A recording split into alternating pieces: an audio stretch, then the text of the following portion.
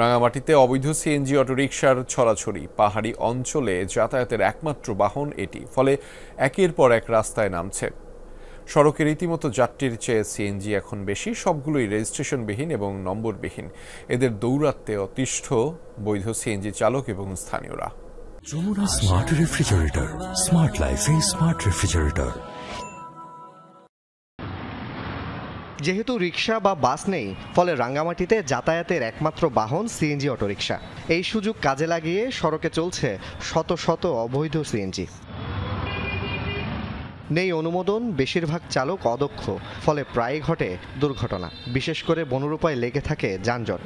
তার উপর অবৈধ সিএনজির দাপটে রীতিমতো বেকায়দায় বৈধগুলো। রাঙ্গামাটিতে যে ধরনের অবৈধ গাড়িগুলি আছে, এগুলি অতি তাড়াতাড়ি বন্ধ করার দরকার। যে হিসাবে দৈনিক গাড়ি আসতেছে, গাড়ির কোনো এরা ট্রাফিক বিভাগের কোনো আইন কোনো কার্যক্রম নাই। এতগুলো প্রশাসন থাকতে এই অবৈধ গাড়িগুলোর জন্য কোনো বিয়ের ব্যবস্থা নিচ্ছে না। প্রায় 100 গাড়ি চলে আসছে এই মাস 2 মাস 3 মাসের মধ্যে। আমরা চাই না এই গাড়িগুলির নাম্বার হোক, শহর থেকে অবৈধ গাড়ি বন্ধ করে দেওয়া হোক।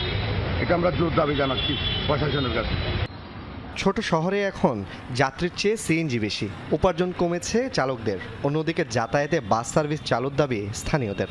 রাঙ্গামাটি শহরে যদি কিছু টাউন সার্ভিস বা সিটি বাস চালু করা যায়, তাহলে সিএনজির উপরে চাপ কমবে, নাগরিকরা সুন্দরভাবে যাতায়াত করতে পারবে। অস্বাভাবিকভাবে সংখ্যাটা বেড়ে গেছে সিএনজি অটোরিকশার। প্রতিদিনই রাঙ্গামাটি শহরে যানজট লেগে থাকে। টাউন সার্ভিস যদি চালু করা যায়, তাহলে সেক্ষেত্রে যাত্রীদের জন্য আরও বেশি ভালো হবে।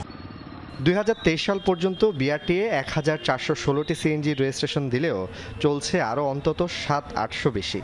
বিভিন্ন রেজিস্ট্রেশনবিহীন গাড়ি প্রতিদিন আসতেছে। তো আমাদের এটার বিরুদ্ধেও আমাদের প্রতিনিয়ত আমাদের জেলা প্রশাসক মহোদয়ের যেই ভ্রাম্যমাণ আদালতের টিম আছে, প্রতিনিয়ত আমরা এটার বিরুদ্ধে ব্যবস্থা নিচ্ছি। রাঙ্গামাটি শহরে যে সকল অবৈধ সিএনজি রয়েছে সেগুলোর বিরুদ্ধে আমরা কাজ করে যাচ্ছি। যে সকল সিএনজির কোনো রেজিস্ট্রেশন থাকবে না, তাদের বিরুদ্ধে আমরা ট্রাফিক আইন অনুযায়ী প্রয়োজনীয় ব্যবস্থা গ্রহণ করব। জোবায়েদ ইবনে শাহাদাত, যমুনা নিউজ।